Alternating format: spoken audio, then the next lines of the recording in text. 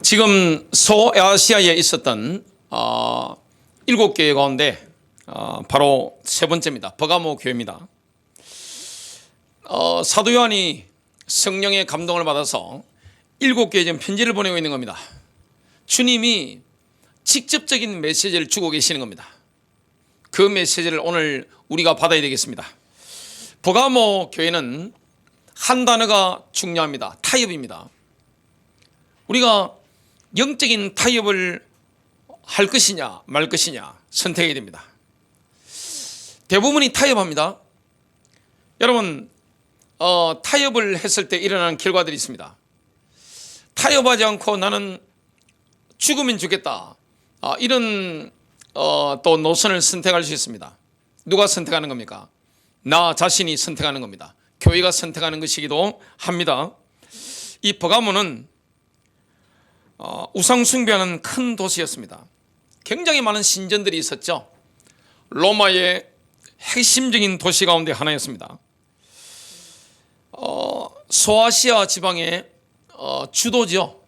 그 주의 수도라고 할 수 있습니다. 20만 명이 거주했습니다. 고대에 20만 명이 거주하는 도시 같으면 굉장히 큰 겁니다. 도서관도 있었는데 넘버원 도서관이 알렉산드리아 도서관이죠. 그 다음에 도서관입니다. 얼마나 책이 많은 군사 중심지, 그리고 경제가 모이는 센터, 또 지식의 도시, 첨단 도시인 것을 보게 됩니다. 여기서 지금 믿음을 지키는 그리스도인들이 있습니다. 그 성도들에게 주님이 주시는 메시지입니다. 첫 번째입니다.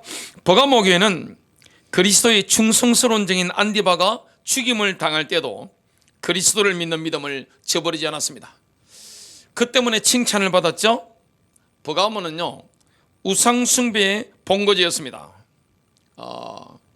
여기에 수호신이 뭐 있는가 하면 에슈키라피우스, 뱀의 신입니다. 뱀의 아들 에슈키라피우스, 이걸 섬기고 있었습니다. 많은 신들이 있었습니다.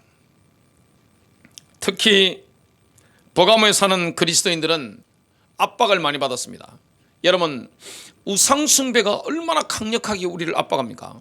이거는 안 당해본 사람은 이해를 못합니다. 제가 가문에서 유일하게 예수를 믿었던 사람이기 때문에 그 압박이 얼마나 강한지 이해하고 있습니다. 그 압박을 받는데 얼마나 강하냐, 혈연관계도 단절될 만큼 강하죠. 그리고 그 당시에 버가모 시대는, 버가모 교회가 있었던 그 지역에서는 생존이 위협을 당하는 거예요. 우상 숭배를 해야 되느냐 하지 말아야 되느냐, 물론 성경이 하지 말라고 가르치죠. 우상 숭배는 직접적으로 저주를 불러들이는 통로가 되기 때문에 우상 숭배하지 마라, 성경이 분명히 밝히고 있는데, 우상 숭배를 안 하면 어떻게 됩니까? 먹고 사는 문제가 걸립니다. 그리고 죽고 사는 문제가 걸립니다.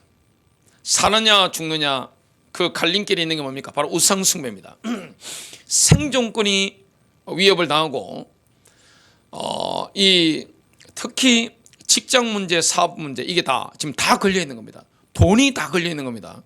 여러분, 신앙이라고 하는 것은 뭡니까? 먹고 사는 것보다 중요한 게 신앙입니다. 죽는 것보다 중요한 게 뭡니까? 내가 신앙을 지키는 겁니다. 로마 황제를 숭배하라, 로마 황제를 주 하나님으로 경배하라, 이게 가해지는 압박이었습니다. 그 당시에 기독교는 소수였단 말이죠. 기독교는 소수인데 전체 20만 명의 버가모 시의 분위기는 다 우상 숭배를 하는 거예요. 뭐 종교자유 이런 거는 없습니다. 굉장히 어려운 시대였습니다. 옛날에 그 버가모 시를 보면 일상이 뭐 있는가 하면, 일단 로마가 큰 대도시에는 원형 경기장을 이렇게 세웁니다.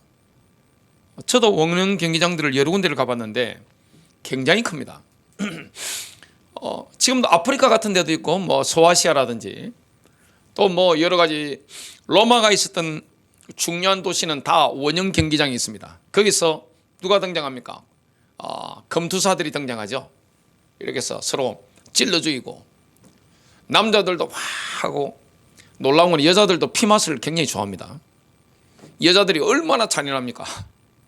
여자들도 그냥 검투사들이 그냥 찌르고 막 창이 찔려 죽고 막 팔다리 잘려나고 목이 잘려나가면 그냥 막 기쁘게 막 환호하고 막 그랬다고 하는 역사의 기록이 남아있죠. 그 피맛을 보고 나면 어디로 갑니까? 공중 목욕탕으로 갑니다. 거기서 어떤 일이 일어납니까? 함께 혼음을 합니다. 이게 삶이었죠. 그런 현장 속에 있었습니다.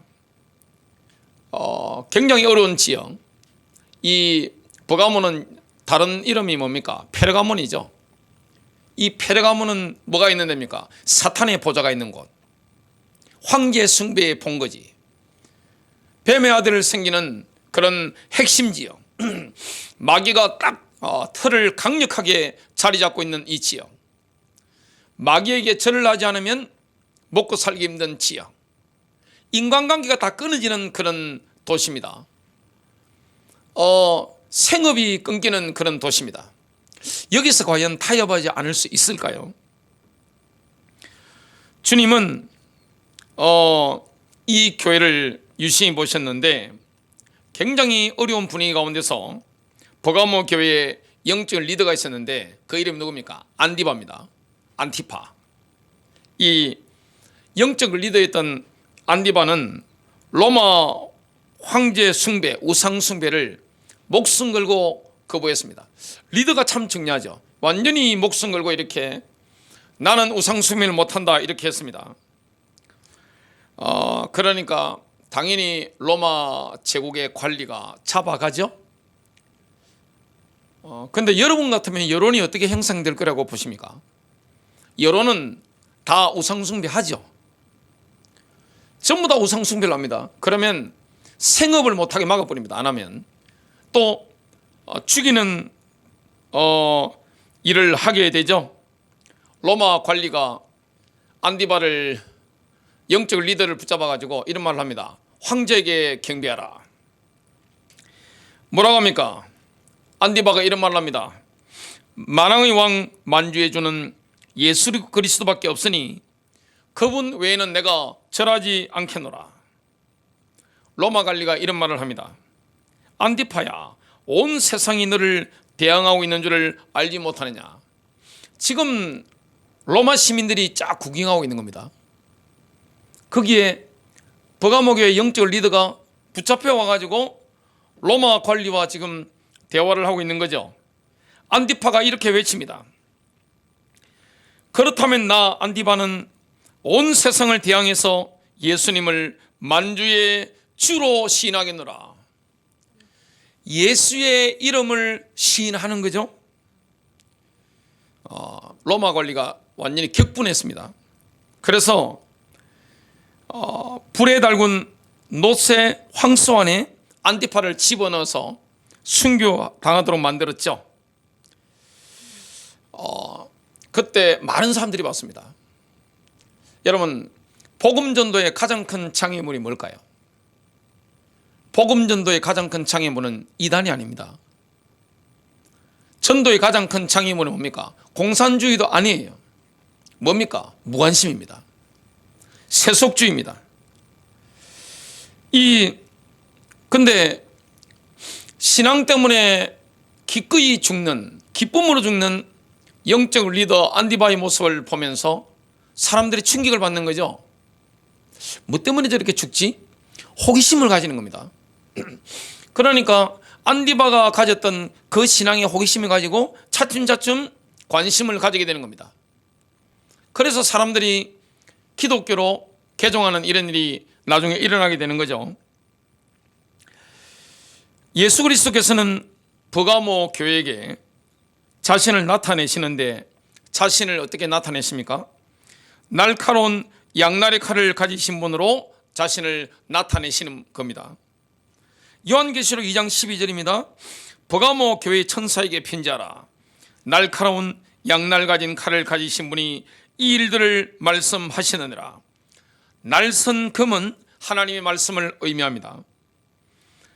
모든 문제가 판단받고 해결받는 기준은 하나님의 말씀입니다. 우리는 이것을 기억해야 됩니다. 교회에서는 사람의 의견과 견해가 전혀 중요하지 않습니다. 누가 어떤 의견을 내고 있는 게 교회에 중요한 게 아니에요. 누가 어떤 견해를 가졌다, 이거는 중요한 게 아닙니다. 교회는 그런 거 가지고 결정을 하지 않습니다. 모든 것이 교정받는 기준은 바로 하나님의 말씀입니다. 말씀이 정확한 거죠. 하나님의 말씀이면 충분한 겁니다. 여러분, 가족관계에 있어서 기준이 뭡니까? 사람들의 의견이 아니에요. 사람들의 생각이 아니에요. 뭡니까? 하나님 말씀입니다. 가족관계를 어떻게 풀어나가야 되느냐? 말씀대로 풀어나가야 됩니다. 그리고 친구관계도 마찬가지입니다. 친구관계를 내가 어떻게 해야 되느냐? 사람들의 의견, 그게 중요한 게 아니에요. 하나님 말씀이 어떻게 나오느냐, 이게 중요하죠. 오늘 관계가 많죠. 가족관계라든지 친구관계라든지, 또 우리 마음에 내가 뭘 해야 되겠다는 개인적인 열망이 있을 수 있습니다. 그러다 보니까 쉽게 뭐 할 수 있죠? 타협할 수 있습니다. 적당히 좋은 게 좋은 거니까 타협할 수 있는데, 우리는 말씀을 붙잡아야 됩니다. 인간 사이를 보면요, 어느 정도 타협이 산다, 불가능하죠. 가족이라는 게 있기 때문에. 친한 친구들이 있잖아요. 그리고 내가 지금 뭘 이루려고 하는 개인적인 열망들이기 때문에 어느 정도 타협 없이 산다는 것은 사실 불가능하죠. 교회 안에서도 다음과 같이 하도록 말씀이 나옵니다. 빌립보서 4장 5절이죠. 여러분이 얼마나 합리적이고 온화한지 모든 사람이 알도록 하십시오. 교회 안에서도 합리적인 사람이 되어야 되는 거죠. 그리고 온화한 사람이 되어야 된다고 말씀하고 있습니다. 주님께서 가까이 계십니다, 이런 말씀을 하고 있습니다. 그러나 요한계시록 2장 13절이 말씀하는 바는 명백한 악과의 타협입니다. 진리와 타협하는 거예요. 여러분, 다른 거는 몰라도 진리와 어떻게 타협이 있을 수 있습니까? 복음과 어떻게 타협이 있을 수 있습니까? 내가 직장을 잃는 문제, 거래처와의 관계가 파탄나는 문제, 친구 관계가 파탄나는 문제, 나의 개인적인 열망을 포기하는 문제에 있어서 진리 문제와 걸려있다, 내려놔야죠. 그리고 그것 때문에 내가 죽는다, 뭐 해야 됩니까? 죽어야죠. 그것 때문에 내가 직장을 잃어버린다, 직장 잃어버려야죠. 친구 관계 가운데 내가 단절되고 고립된다, 고립돼야죠. 다른 거는 몰라도 명백한 악과와는 타협하면 안 되는 거죠. 버가모 교회는 그 어려운 상황 가운데서 주님의 이름을 부인하지 않았습니다. 황제의 이름 앞에 경배를 올리는 게 아니라 예수의 이름을 높인 겁니다.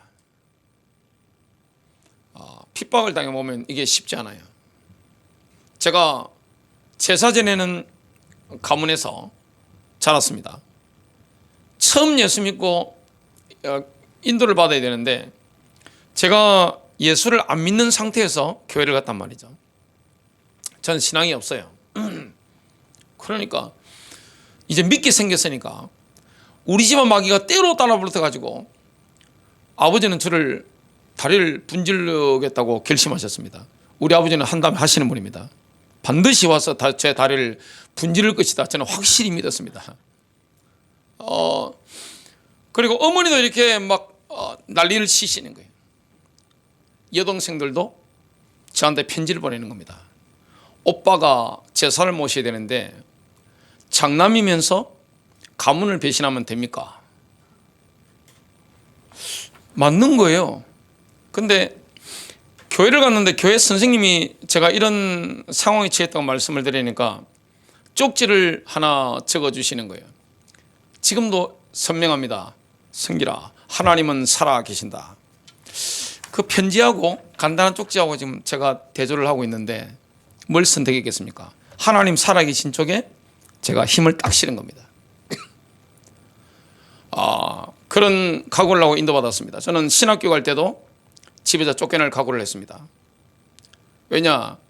가문의 기도를 다 버리고 돈을 포기하는 길이었습니다. 신앙에는 뭐가 없습니까? 타협이란 게 있을 수 없는 거예요.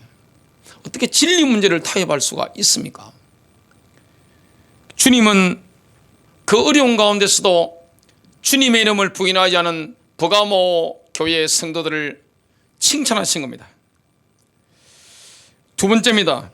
버가모 교회는 악을 용납하고 세상과 타협했기 때문에 책망을 받았습니다.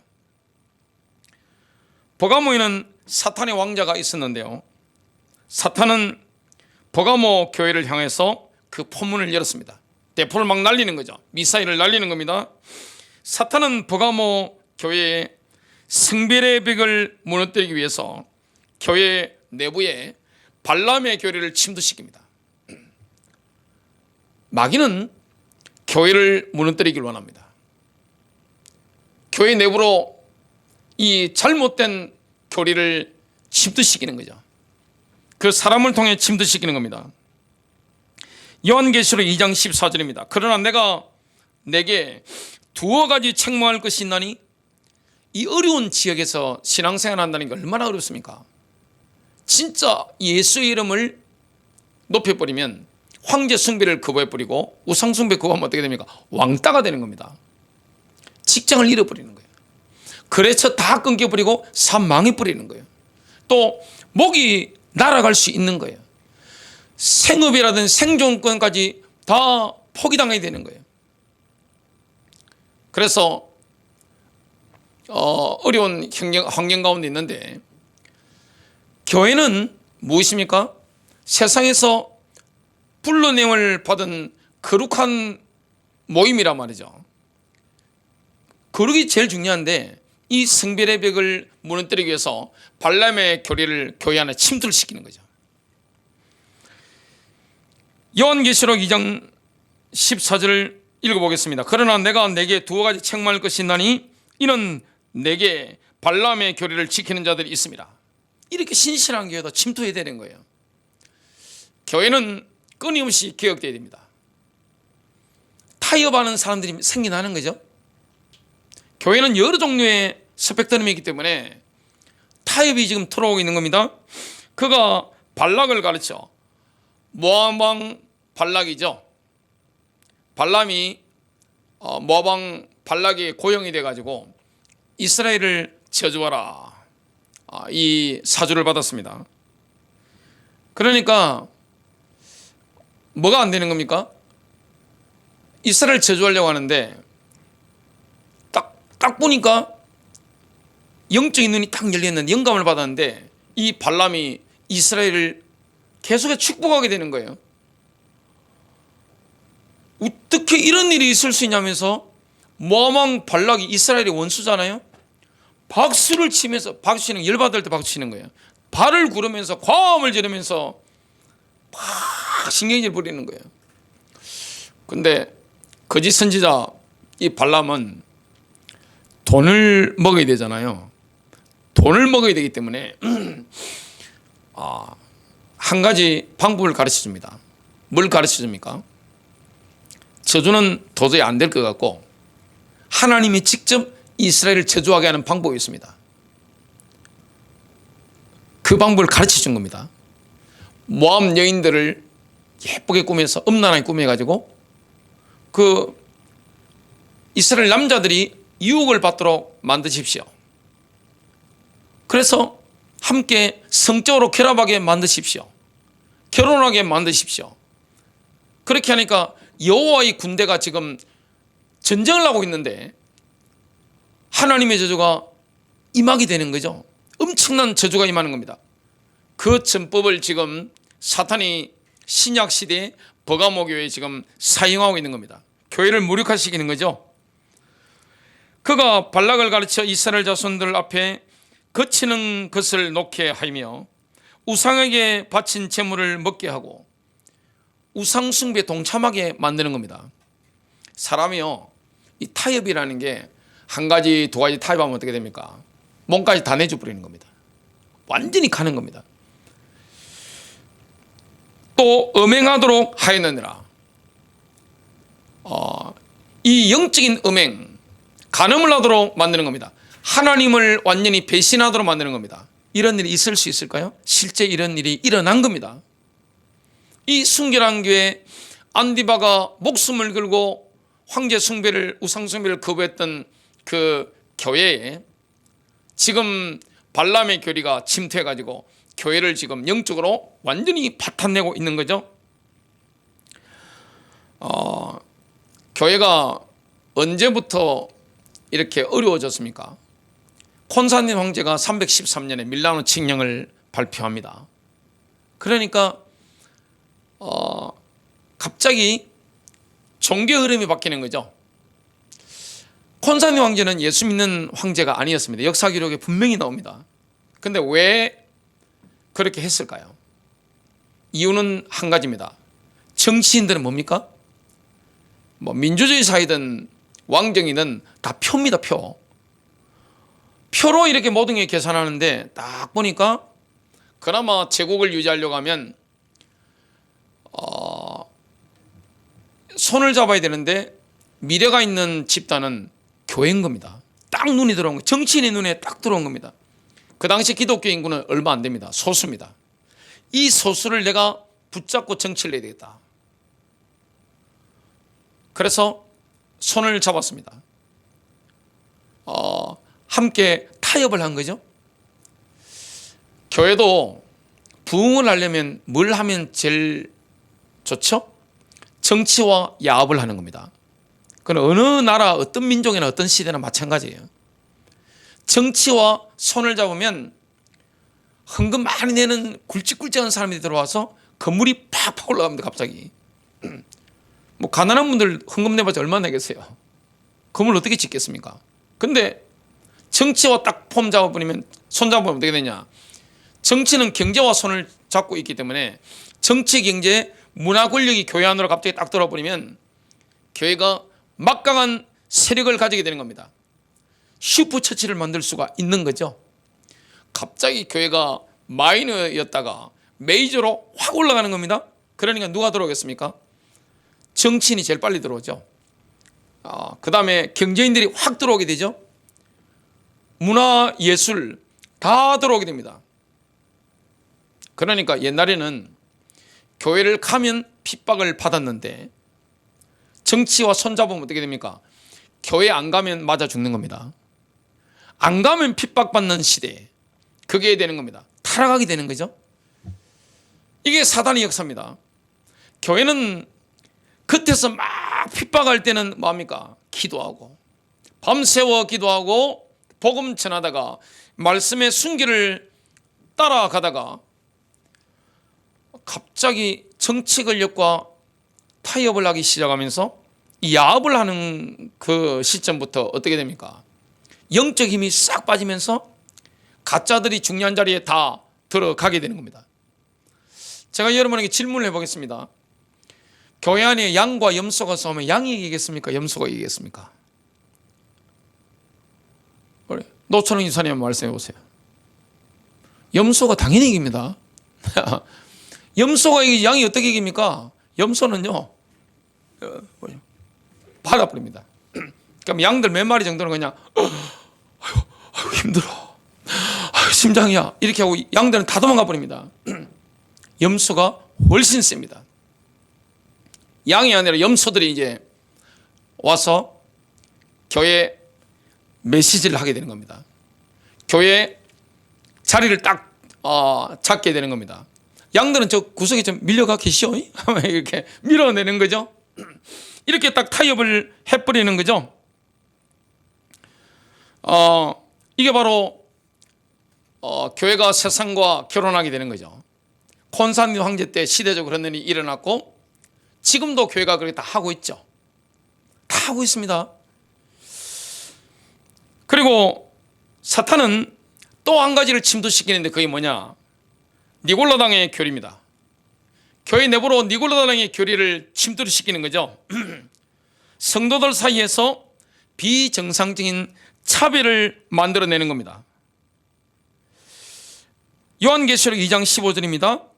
그리고 내게 역시 니골라파의 교리를 지키는 자들도 있도다. 내가 그것을 미워하노라.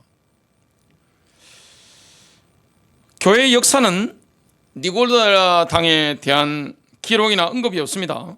실마리를 다른 데 잡아야 돼요. 원어를 연구해야 됩니다. 그리스도에서 그 말의 의미는 국민을 통치하는 자입니다.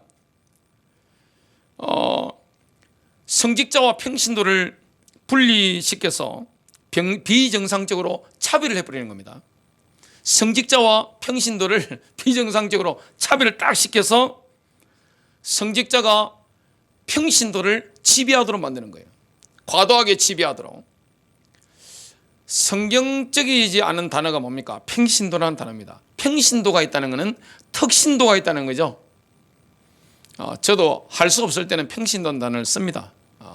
도저히 어쩔 수 없을 때는 쓰는데 그 외에는 평신도라는 단어를 쓰지 않습니다. 왜냐하면 제가 지금 특신도가 아니잖아요. 메시아께서는 니골라당의 행위를 미워하셨습니다. 그 버가모 교회 일부는 이 니골라당의 그 교리를 받아들였습니다. 외부 종교 세력과 타협한 겁니다. 세상은 다 그렇게 하죠. 분리시켜서 지배에 들어가는 겁니다. 그게 바로 뭡니까? 마법을 써 들어가는 거죠. 대한민국 교회의 특징이 있습니다. 대한민국 교회의 특징, 대한민국 문화의 특징이 뭡니까? 그 토양의 특징이 뭡니까? 샤머니즘입니다. 그 다음에 불교와 유교입니다. 또 한 가지가 더 추가되는 게 그게 바로 세속주의입니다. 대한민국은 전형적으로 샤머니즘과 불교, 유교 플러스 세속주의입니다. 이게 다 있죠. 미국 교회는 뭡니까? 기독교와 세속주의 두 가지가 있는데 한국 교회는 이게 몇 가지가 더 있단 말이죠. 대한민국에서는 학교 교육에서 받은 그 내용들이 뭡니까? 계속 들은 게 유교죠. 그리고 샤머니즘, 불교 이걸 교육받았습니다. 우리를 지금 교육시키는 게 뭡니까? TV죠. 미디어입니다. 미디어 딱 틀면 사극 같은 데서 나오면 뭘 말합니까?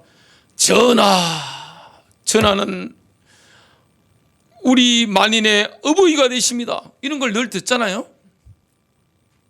그러니까 학교 공부 열심히 하고 드라마 열심히 보다 보면 사극을 열심히 보다 보면 유교적인 가치관 또 스님이 이렇게 말씀하신 이는 불교적인 가치관 샤머니즘적인 가치관 그리고 요즘 드라마는 다 세속적인 거잖아요.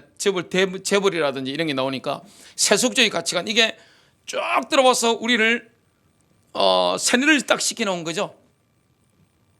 그게 기독교는 아닙니다. 한국에서는 만나면 뭐부터 물어봅니까? 나이가 몇 살입니까?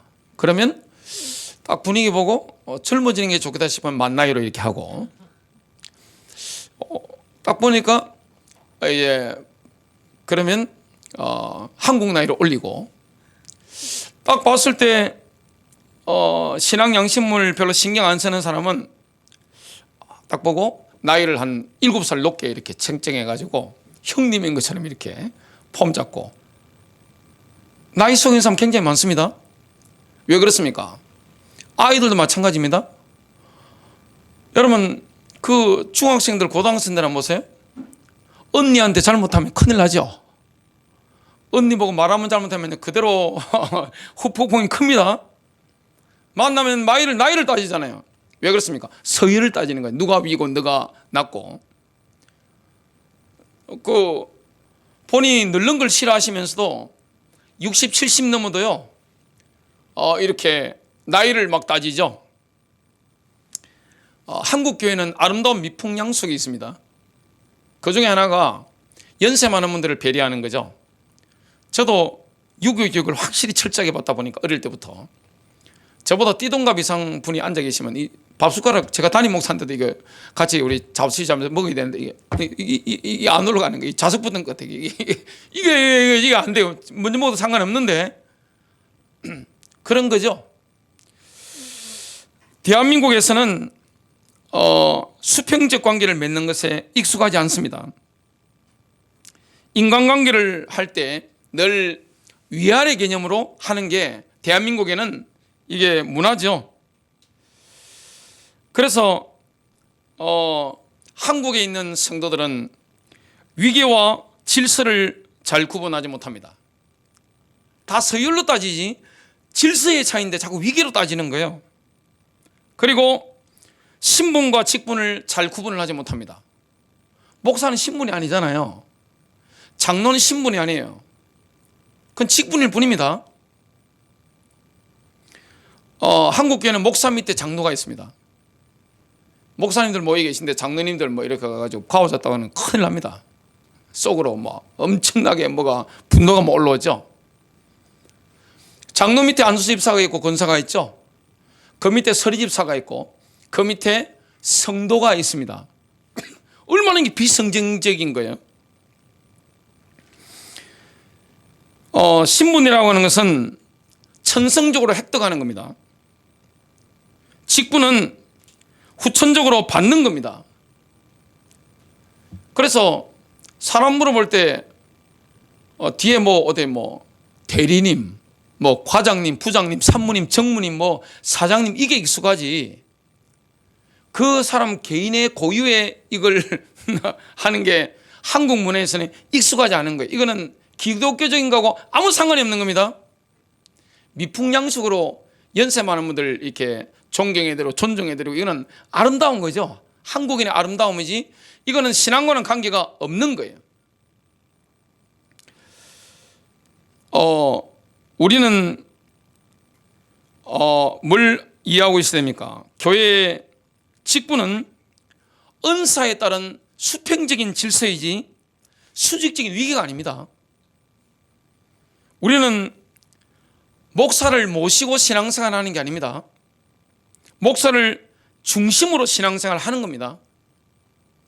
이게 신분과 직분을 구분하지 못하니까 그런 거예요.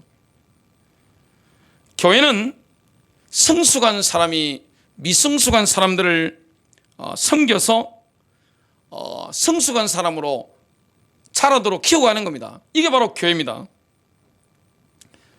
한국 교회에서는 직분을 신분이나 감투로 생각하기 때문에 성경에서 규정한 자격, 자질이 없는 사람에게도 직분을 맡깁니다. 분명히 디모데전서 3장이나 디도서 1장 같은 데 보면 누가 목사가 장로가 되어야 되는지 분명하게 나옵니다. 그리고 누가 집사의 직분을 받아야 되는지 분명히 나온단 말이죠. 근데 이게 신분이에요. 이게 감투예요. 그걸 차기 위해서 전혀 자질이 안 된 사람을 이렇게 세웁니다. 그러면서 뭐라고 말합니까? 한국은 체면 문화이기 때문에 직분을 감투로 씌우면 더 잘할 것이라고 생각합니다. 그건 착각입니다. 제가 이렇게 한번 씌워봤거든요. 3개월 잘합니다. 안수집사 장로를 씌우면, 권사를 씌우면 3개월은 잘하더라고요. 체면이 있으니까 내가 권사인데 내가 안수집사인데 장로인데 이렇게 합니다. 결국에는 교회에 문제가 일어납니다. 인격적인 성숙도가 없는 사람은 직분을 받으면 안 되는 거예요. 본인을 위해서나 가정을 위해서나 교회를 위해서나 마찬가지입니다. 아니면 자녀들이 교회를 다 떠납니다.